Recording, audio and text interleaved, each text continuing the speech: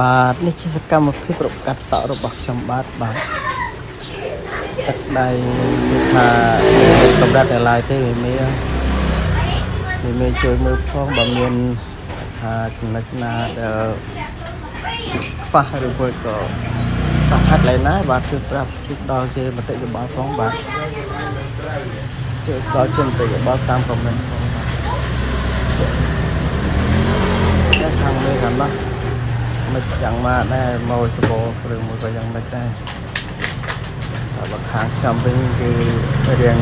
ពេលថ្ងៃរៀងស្ងាត់ដែរបើពេលងាយតិច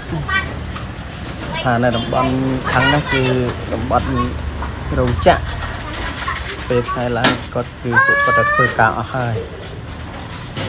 តពេលងាយអញ្ចឹងទៅគេចេញធ្វើការឆ្លៀតមកកាត់អញ្ចឹងវាចខាងនេះយ៉ាងមិនដែរនៅខាងនោះខាងតំបន់រោងចក្រដែរឬមួយក៏មិនខ្ញុំនេះបងរោងចក្របើពេលងាយទៅមានថ្ងៃឡើងវាស្ងាត់ដែរដេករហូតតក់ទី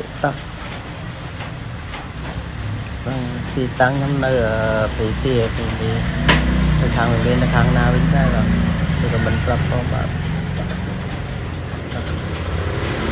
តែមិនតែប៉ុណ្ណឹងទេមានអីមិនមកជួយបើគិតទៅបោកផងបាទចាំមើលខ្លួនលទ្ធផលទាំងអស់គ្នាបាទ